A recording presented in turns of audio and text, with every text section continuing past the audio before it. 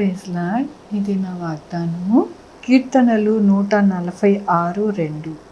నా జీవితకాలం అంతయు నేను యెహోవాను స్తుతించెదను. ఎంత గొప్ప వాగ్దానాన్ని దేవుడు మనకి అనుగ్రహిస్తూ ఉన్నారండి. మన జీవిత కాలం అంతయు కూడా దేవుని స్తుతించడము అనేది మనము చేయాలి అని దేవుని వాగ్దానము సెలవిస్తూ ఉన్నది.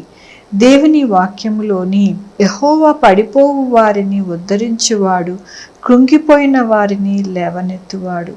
అవునండి, మనము ఎందుకు స్తుతిస్తున్నాము, ఆయనని ఆరాధిస్తూ ఉన్నాము ఈ దినమున దేవుని మందిరంలోనికి వెళ్ళి అని అంటే, ఆయన పడిపోయిన వారిని ఉద్ధరిస్తారు, కృంగిపోయిన వారిని అందరినీ లేవనెత్తుతారు. కాబట్టినే ఆయనని మనము స్తుతిస్తూ ఉన్నాము, ఆరాధిస్తూ ఉన్నాము. మన జీవితాలు పడిపోయినయే, మన జీవితాలు కృంగిపోయినవే అని మనము బాధపడని అవసరం లేదు. మనల్ని బాగు చేయువారు, మనల్ని ఉద్ధరించువారు, మనల్ని లేవనెత్తువారు యెహోవా దేవుడు, యేసే దేవుడు అని మనము మన యొక్క జీవితాలలో ఎప్పుడు కూడా ధైర్యాన్ని నింపుకోవాలి.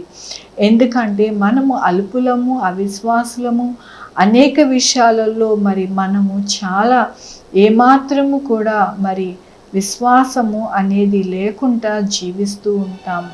కానీ దేవుడు ఇక్కడ అంటూ ఉన్నారు, నన్ను మీరు స్తుతిస్తూ ఉన్నారు ఎందుకు అని అంటే, నేను లేవనెత్తువాడను, మిమ్మల్ని నేను ఎంతగానో కృంగిపోకుండా చేయువాడను నేను. కాబట్టి మీరు అధైర్యము చెందకోకుండా నా వైపు చూస్తే గనుక నేను తప్పకుండా మీ జీవితాలలో ఆశీర్వాదము అన్నీ కూడా మీకు అనుగ్రహిస్తాను అంటూ ఉన్నారు. అందుకని ఈ దినమున ఆరాధన దినము, ఆదివారమున మనము ఆరాధించడానికి ఆయన సన్నిధికి వెళ్తూ ఉన్నాం.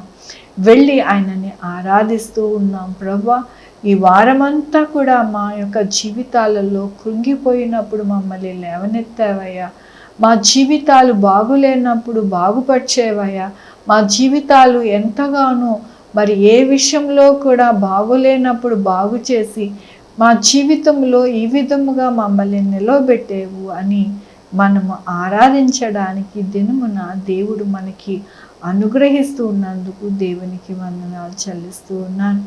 ఈ దినమున పుట్టినరోజు, పెళ్లి రోజు, అనేక శుభదినములు చేసుకుంటున్న వారందరికీ కూడా నిండారుగా శుభాకాంక్షలు తెలియజేస్తూ ఉన్నానండి. మీ జీవితంలో దేవుని యొక్క ఆశీర్వాదము, ఆయన బహుమానము మీకు అనుగ్రహింపబడునుగాక. ఆరాధించుకుందామండి. యెహోవా దేవా, నా తండ్రి, నా ప్రభా, మీ కృపా కనికరాస్తాన్ని బట్టి నీకు వందనాలు, స్తుతులు, స్తోత్రం చెల్లించుకుంటున్నాను. అవును నాయన, మేము కృంగిపోతుంటే నాయన మమ్మల్ని లేవనెత్తువారు మీరు నాయన. మమ్మల్ని ఎంతగానో మీ యొక్క కృప చేతే నాయన మమ్మల్ని నడిపించే దేవుడు అని నీకు వందనాలు చెల్లిస్తూ ఉన్నాను. ఈ దినమున పుట్టినరోజు, పెళ్లి రోజు, అనేక శుభదినములు చేసుకుంటున్న వారందరినీ దీవించండి, ఆశీర్వదిస్తున్నందుకు నీకు వందనాలు చెల్లిస్తూ ఉన్నాను. అలాగే నాయన మా కొరకు ప్రార్థించమన్న వారిని, వారి బిడ్డల్ని, వారి భవిష్యత్తులో, వారి ఆరోగ్యంలో, వారి చదువులలో, వారి ఉద్యోగంలో, వారి చేతి పనులు, వారి బిజినెస్లో మీరు తోడై ఉన్నారు. మీకు వందనాలు చెల్లిస్తూ ఉన్నాను.